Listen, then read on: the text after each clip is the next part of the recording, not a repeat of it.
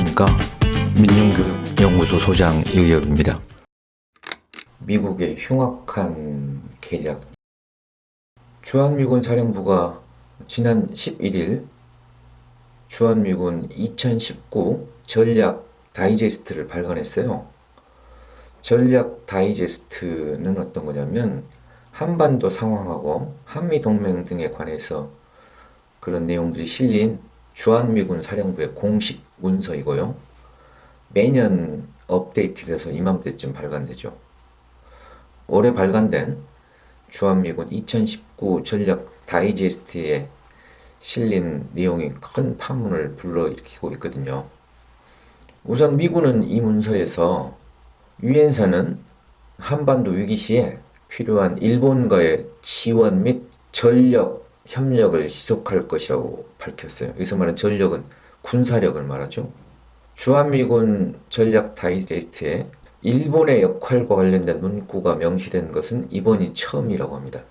유엔군 사령부가 한반도 유사시 전력과 장비를 지원받을 전력 제공국에 일본을 끌어들이겠다는 속내를 공식적으로 드러낸 것인데요. 여기서 말하는 전력 제공국이란 뭘 말하는가 하면 1950년 한국전쟁 때 유엔 사령부의 전력, 즉 군사력을 제공한 국가 중에서 워싱턴 선언을 통해 가지고 한반도의 전쟁이 재발할 때 다시 참전하겠다는 걸 결의한 전투부대 파견 나라들을 말해요. 현재 유엔사 전력 제공국은 영국, 프랑스, 캐나다 등 16개국으로 구성되어 있고요. 일본은 여기에 포함되지 않죠.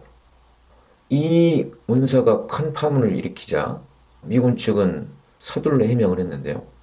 미국이 일본과 지원 및 전력 협력을 하겠다는 것은 일본의 7군데 후방기지를 운영하고 있어서 이 체제를 유지하기 위해서 일본과 협력한다는 뜻이다 라고 해명을 했어요. 유엔사도 보도자료를 내고 일본을 전력 제공국으로 제한하지 않았고 일본이 이를 요청하지 않았다고 밝혔죠. 우리나라 국방부는 일본은 참전국이 아니기 때문에 전력 제공국으로 활동할 수 없다라고 확인하면서 번역상 잘못으로 보인다고 설명을 했는데요. 무슨 얘기인가 하면 영문판에서 일본을 통한 지원 및 전력 이동이라고 써 있는 것을 한글판으로 옮기면서 일본과의 지원 및 전력 협력으로 오역을 한 것 같다는 것이었어요. 하지만 이건 단순한 번역 실수라고 치부하고 넘어갈 사안이 아니지요. 11일 같은 날이죠. 연합뉴스는 복수의 정부 소식통을 인용해가지고 미국은 한반도에서 유엔군 사령부 역할 확대를 적극적으로 모색하고 있다. 이런 차원에서 유엔사 후방 기지들이 있는 일본에 대해서도 유사시 한반도에 병력과 장비를 지원하는 유엔 전력 제공국에 참여하기를 희망해왔다고 보도했어요. 또한 주한미군 2019 전략 다이제스트에도 같은 내용이 실려 있어요. 유엔군 사령부는 유엔 전력 제공국 및 같은 의견을 지닌 국제 파트너들과의 연대를 지속적으로 확대하고 있다고 밝혔는데 여기서 말하는 같은 의견을 지닌 국제 파트너들은 일본과 독일 등을 지칭하는 것이거든요. 독일은 한국전쟁 때 군대를 파견하지 않았고 의료지원단을 파견했던 의료지원국이죠. 그런데 미국이 우리 정부와 사전 협의나 동의도 없이 독일을 전력 제공국으로 포함시키려고 하는 일이 벌어졌죠. 미국이 한국 정부에 알리지 않고 독일 측과 협의해서 유엔군 사령부에 독일군 연락 장교를 파견해달라고 한 거예요. 그런데 통상 군 관계자를 파견할 때에는 대상 국가에다가 파견 사실을 사전에 알려서 동의를 구하는 거거든요. 그런데 미국은 우리나라와 사전 조율도 없이 일방적으로 유엔사의 독일군 연락장교의 파견을 추진한 거죠. 유엔사에 독일을 참여시키려고 한 거죠. 한국 정부가 외교상 결례를 들어서 이의를 제기하자 독일 정부가 우리 정부의 요청을 받아들여서 연락장교 파견이 취소되었죠. 미국이 한국의 동의도 없이 독일을 유엔사 회원국으로 끌어들이려다가 무산되기는 했으나 이 과정에서 미국의 속내가 명확히 확인되었죠. 오바마 정부 때부터 미국은 유엔사 재활성화 프로그램이라는 이름의 유엔사를 강화하기 시작했어요. 유엔사는 지난해 7월에 웨이네어 캐나다 육군 중장을 부사령관으로 임명했는데 이건 최초로 미국 외에 한국전쟁 참전국 장성이 부사령관직을 맡았던 일이었고요. 올해는 스튜어트 메이어 호주 해군 소장을 부사령관으로 임명했지요. 이건 이제 유엔사를 강화하겠다는 미국 정부의 의도를 보여준 거죠. 미국이 올해 주한미군 2019 전략 다이제스트라는 공식 문서에 일본과의 군사협력을 명시한 것은 유엔사에 일본을 끌어들이겠다는 흉악한 계략을 드러낸 것이죠. 미국은 이미 4년 전 2015년 4월에 미일 방위협력 지침, 미일 방위협력 가이드라인 개정안에 합의하면서 일본 자유대의 군사력을 전 세계로 확장하는 길을 터놨죠. 이로써 자유대가 한반도 유사시에 출병할 수 있는 길을 터놨고 이번에 일본의 유엔사 회원국 참여를 하게 되면 이것은 자유대가 한반도에 출병할 수 있는 것을 제도적으로 보장하겠다는 의미가 되는 거죠. 그런데 일본은 과거 식민 지배에 대해서 반성과 사죄는커녕 식민 지배로 침탈했던 독도를 자국 영토라고 강변하면서 버젓이 교과서에 기술하고 있죠. 단지 역사 왜곡에 그치지 않고 독도 주변에 우리 영해를 침범해서 도발하기도 하고요. 동해에서 작년에 이제 북측 어선을 구조하는 우리 해군 함정을 초계기로 위협하는 적대 행위도 서슴지 않았죠. 게다가 최근 들어서 일본은 경제 보복을 앞세워서 한일 관계를 최악의 대결 국면으로 몰아가고 있지 않습니까? 아베 정부는 우리 민족에게 용서할 수 없는 불구대천의 원수죠. 또한 온 국민의 반일 감정이 세찬 불길처럼 타오르고 있는 이 와중에 미국이 유엔사의 일원으로 일본 군대에 우리 영토를 끌어들이기도 하고 있는 거죠. 이건 섣을 지고 불에 뛰어드는 격이라고 할 수 있겠죠.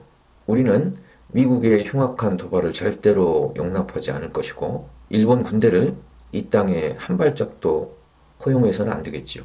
주한미군 2019 전략 다이제스트 드러난 문제의 심각성은 여기에 그치지 않습니다.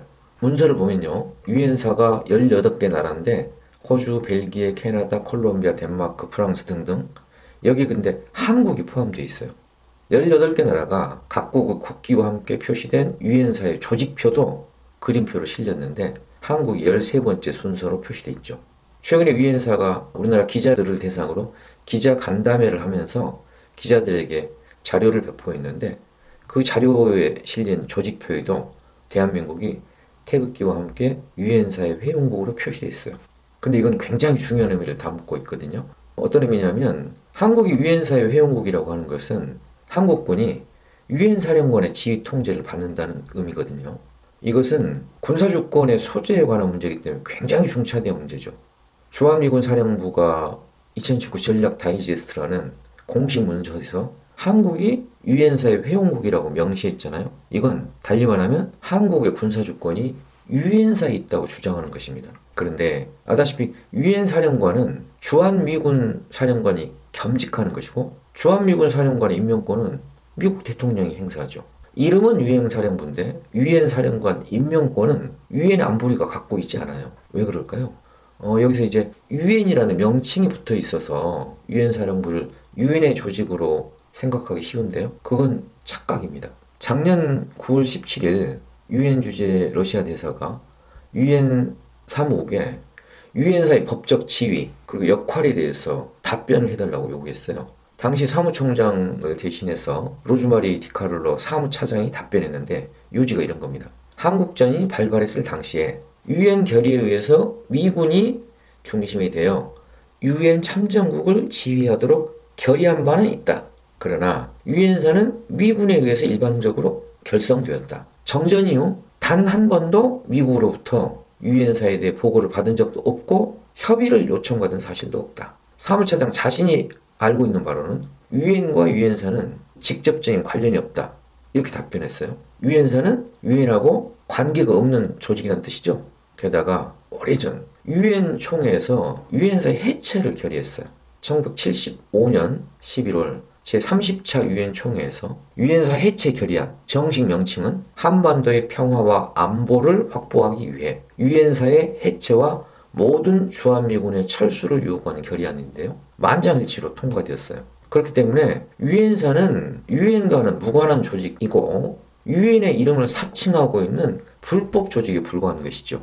이처럼 이제 유엔사에 대한 논란이 커지자 미국은 1978년 11월 한미연합사령부를 창설하는 편법을 동원합니다. 한국군의 작전 통제권을 한미연합사로 넘기고 유엔사를 정전협정의 관리기구로 역할을 조정한 것인데요.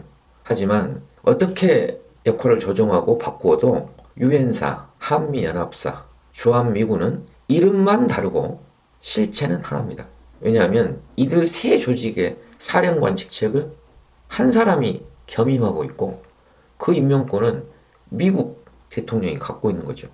유엔의 해체 결의에도 불구하고 그것을 무시한 채 40년이 넘도록 유엔의 이름을 도용하고 있는 유엔 사령부는 하루속히 해체되어야 마땅합니다. 그런데도 미국이 유엔사를 해체하기는커녕 되레 그 역할을 강화하려는 속셈은 무엇일까요? 전시작전권을 한국에 넘겨준 이후에도 유엔사를 내세워서 실질적으로 작전 지휘권을 행사하려는 것이죠. 군사주권의 회복이라고 하는 것이 전시작전권 환수의 취지인데 이 취지를 근본적으로 부정하는 미국의 흉악한 계략이죠. 더구나 미국이 유엔사에 일본까지 끌어들이려고 해책하는 것은 우리 민족에 대한 참을 수 없는 모욕이자 도발이지요.